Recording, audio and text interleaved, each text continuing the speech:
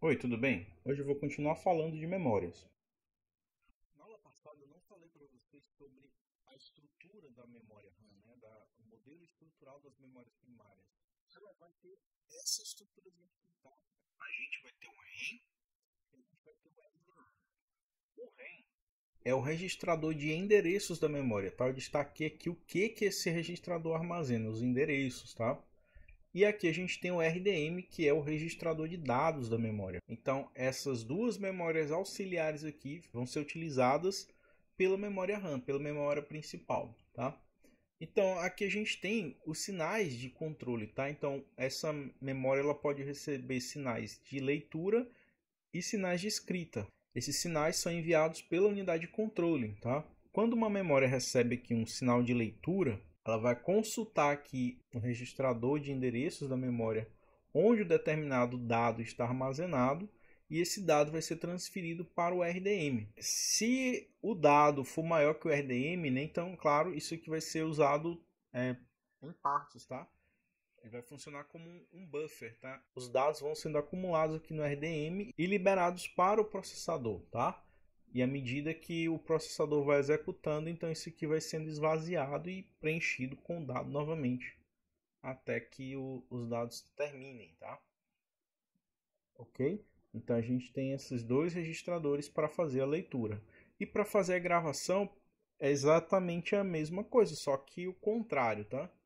Então, quando uma memória recebe aqui o sinal de gravação, ela vai receber o sinal de gravação e os dados que vão ser armazenados aqui vão chegando junto desse sinal de gravação. Então, eles vão sendo aos poucos acumulados aqui na RDM, sendo endereçados na memória.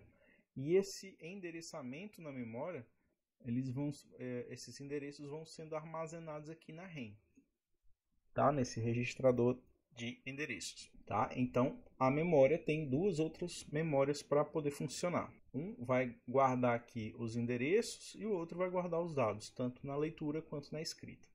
E a gente viu na última aula, né, que a memória é organizada em células de 8 bits e cada uma dessas células tem um endereço, né, que é o que vai ser armazenado lá na RAM, tá? São esses números aqui. Como eu já falei disso tudo aqui na aula passada, eu não vou falar mais, só para continuar a partir dali, tá? Além da organização dos endereços e células de uma memória, a gente tem também uma questão de ordenação, tá? A ordenação, ela pode ser do tipo Big Endian e do tipo Little Endian, tá? Ou seja, com o final maior ou com o final menor, tá? Isso quer dizer o quê? A ordenação, né, a importância dos bits aqui pode ser da esquerda para a direita ou o contrário, né, da direita para a esquerda. Isso é só uma questão de escolha, tá? Porque tanto faz, vai funcionar igual às memórias. A questão mesmo é a transferência de dados de um tipo de memória para outro tipo, o que só aconteceria, né, em computadores diferentes, por exemplo, conectados em redes. A gente tem aqui um conteúdo armazenado numa memória do tipo Big Endian, ordenado aqui da esquerda para a direita, né? Os bits de menor valor estão aqui, né, e vai aumentando. E essa aqui é o mesmo conteúdo armazenado em uma memória com ordenação inversa, né, da direita para a esquerda. Então, o que acontece aqui? Quando há uma transferência do tipo Big Endian para um Little Endian, o conteúdo pode sair trocado, né, como a gente pode observar aqui. O conteúdo pode ficar de trás para frente, né? Tanto texto quanto numérico, né? E aí que é o problema. Por exemplo, aqui nos dados de texto, né? Cada conjunto de células desse aqui sendo ocupado com texto em uma ordem vai ficar com a ordem reversa. E o problema maior está aqui com os números, tá? Porque onde a gente teria aqui armazenado o número 21, a gente vai ter armazenado agora o número 21.000, tá? Essa questão de ordenação é um fator importante. Mas isso tudo é gerenciado pelos equipamentos e pelo sistema operacional, tá? É só um detalhe que pode acontecer ou que acontecia, tá?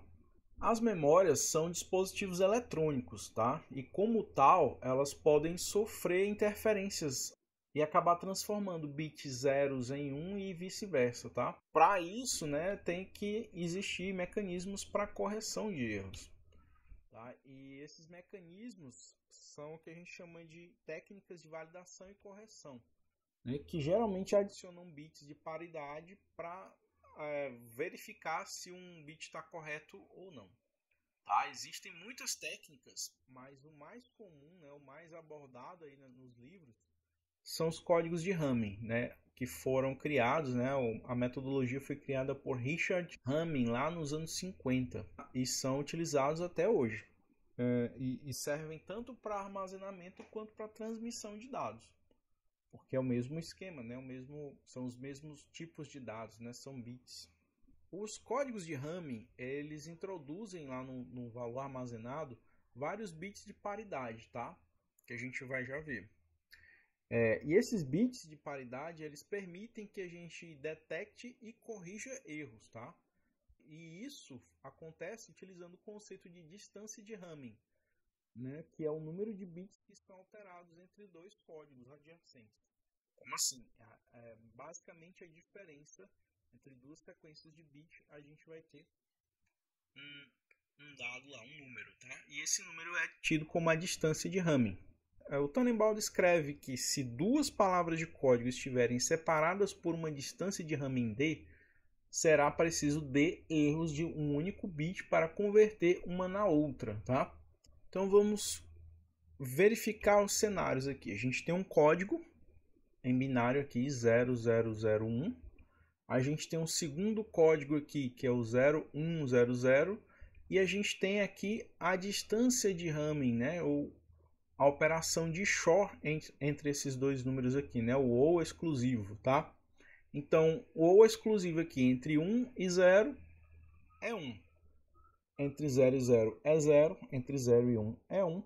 Entre 0 e 0 é 0. Né? O OR exclusivo, os dois bits têm que ser diferentes para dar verdadeiro, né? Para dar 1, tá? Então, a nossa operação aqui vai ter esse resultado. Então, a gente diz que a distância de Hamming dessas duas sequências de bits aqui é de 2, né? Porque deu 2 bits diferentes. Outro exemplo, aqui a gente tem a primeira sequência de bits aqui com tudo 0 e a segunda sequência com tudo 1. Então, a distância de Hamming dessas duas sequências vai ser de 4, porque todos os 4 bits apresentados aqui são diferentes. E um terceiro exemplo, a gente tem essa sequência de bits aqui, 0110, 0010, né? Então são essas duas sequências. E calculando aqui o XOR, né, a gente vai ter 000, 1 e 1, 0, 1 e 0, 1, 0, 0, 0, tá? Então a distância de Hamming desses dois valores aqui é de 1. Quando D, né, quando a distância for igual a 1, não é possível nem a detecção e nem a correção de erros. Tá? Quando D for 2, é possível detectar um erro, mas não é possível corrigir esse erro. E quando esse D aqui é 3, então um erro simples pode ser detectado e corrigido, mas se for um erro duplo, né, 2 bits diferentes do original, pode ser detectado, mas não corrigido. Então, quanto maior essa distância de Hamming aqui, maior o número de bits, mais eficiente vai ser o resultado, tá? Como exemplo, a gente tem aqui essa sequência de bits, né? Como é que a gente vai organizar para acrescentar os bits aqui? Como a gente vai acrescentar 3 bits, porque D é igual a 3, então a gente vai acrescentar 3 espaços nessa sequência aqui, tá? Mas por que que os espaços são esses 3 aqui, né? Ordenando aqui por posição, né, de 1 a 7, né, porque a gente já tem 4 bits e a gente vai acrescentar mais 3, a gente vai ter os índices aqui, ou as posições numeradas de 1 a 7, tá? E por que que são essas posições? É só uma regrinha, né? Então, vai ser igual às posições aqui, aos índices de base 2, né? Com a potência começando em 0 aqui. Então, 2 elevado a 0 é 1, 2 elevado a 1 é 2 e 2 elevado a 3 é 4. Então, essas posições aqui vão ser as posições onde a gente vai inserir os bits de paridade, tá? Se a gente tivesse um comprimento maior nessa distância, né? Então, 2 elevado a 4 seria o índice aqui da próxima posição do bit de verificação, do bit de paridade.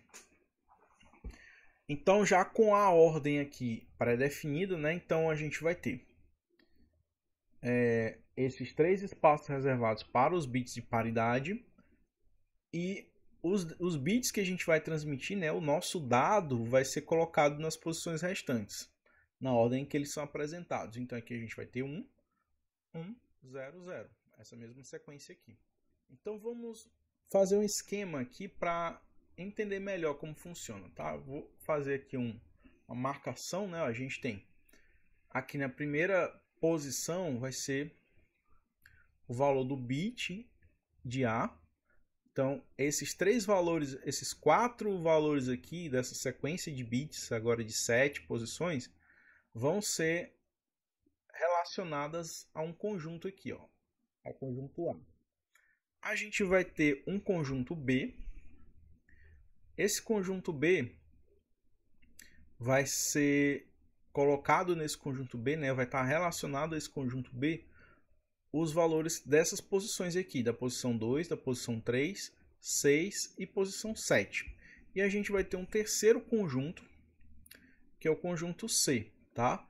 Que a gente vai ter relacionado a esse conjunto C aqui os valores da posição 4, 5, 6 e 7.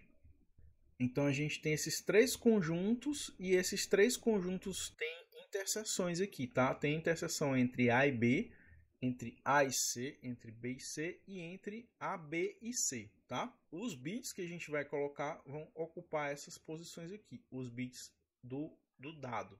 E dentro dos conjuntos aqui apenas de A, B e C, a gente vai ter os bits de paridade.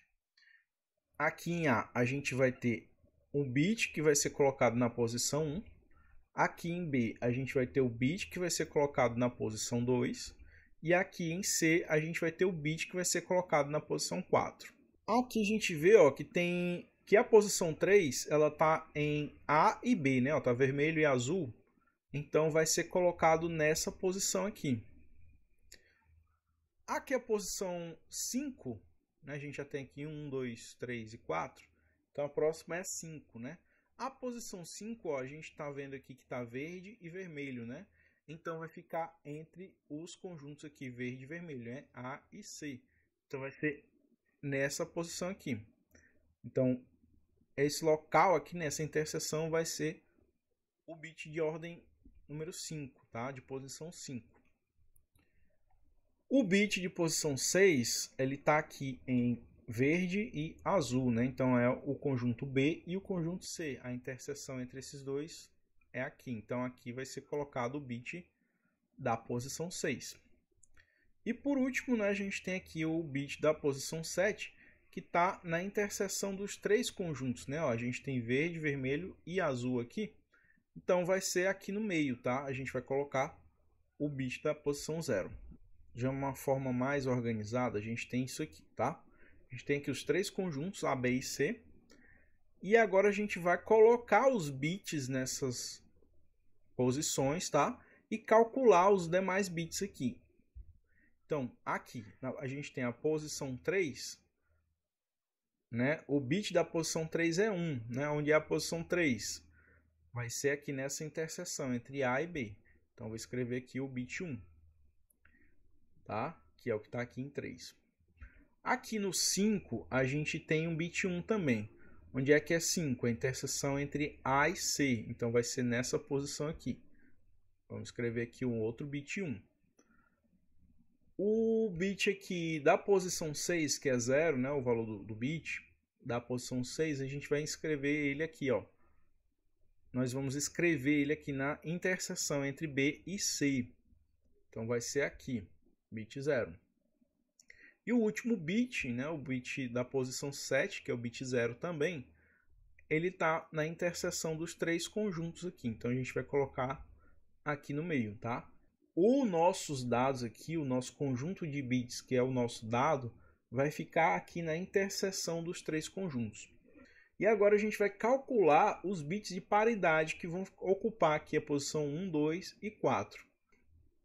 O que a gente vai fazer? A gente vai verificar se os bits do conjunto A, apenas do conjunto A, somam os bits de valor 1, né? Se eles somam um número par. Então, a gente tem aqui 1 e 1. Então, 2 é par, né? Então, o bit que a gente vai colocar aqui vai ser 0. Já aqui no conjunto B, a gente tem 1, 0 e 0, né? A gente tem um único bit 1, então isso aqui é ímpar. Para ficar par, a gente coloca um outro bit de número 1, de valor 1. Então agora a gente tem uma paridade aqui. E a mesma coisa no conjunto C, né? Ó, a gente tem 0, 0 e 1. Então isso aqui é ímpar, né? Então para ficar par, a gente acrescenta um bit de par, um bit 1, para ficar um par de 1s aqui. Pronto, então agora a gente tem todos os bits das 7 posições. Qual é o bit que a gente vai colocar aqui na posição 1? Ó? Olhando aqui, a posição 1 é o que está no conjunto A, né? Então vai ser esse bitzinho aqui, ó, o 0 vem para essa posição 1. Tá? No conjunto B aqui a gente tem a posição 2, né? Então vai ser essa posição aqui. Qual o bit que a gente tem lá? Ó, o bit 1 aqui.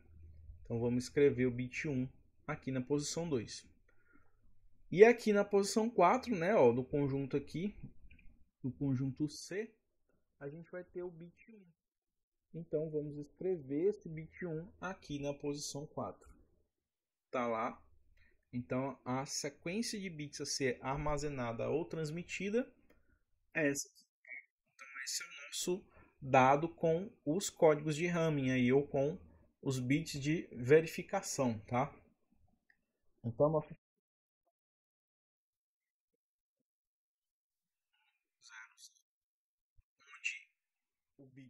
os bits aqui da posição 1, 2 e 4 são bits de paridade, e os bits da posição 3, 5, 6 e 7 são os dados, né? É o dado que a gente quer enviar. Em alguns livros, alguns materiais, vocês vão encontrar essa nomenclatura aqui, tá? Ó, que aqui onde tem o P1, P2, P3,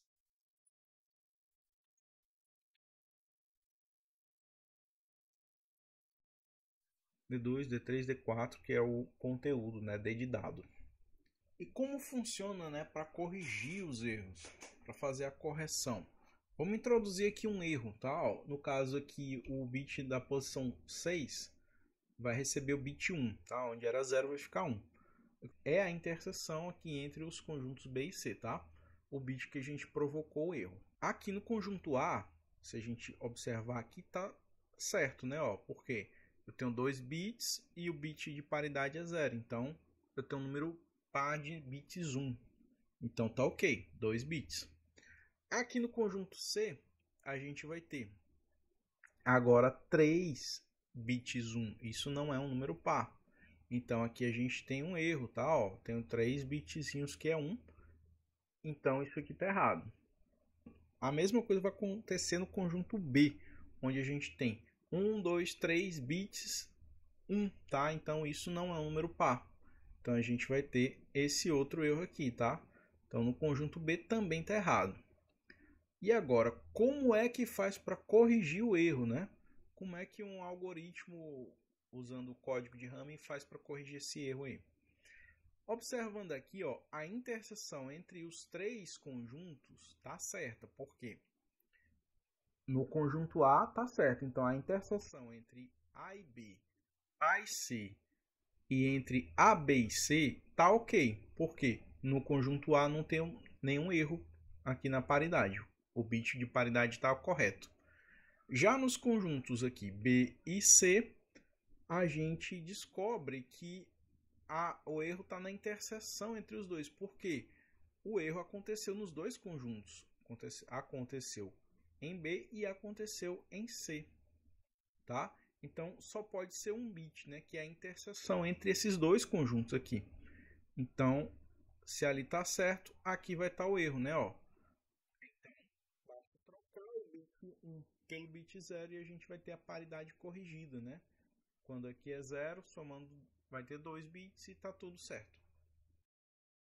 Seguem as referências. E a gente ainda vai ter mais um vídeo sobre memórias, tá? Até mais.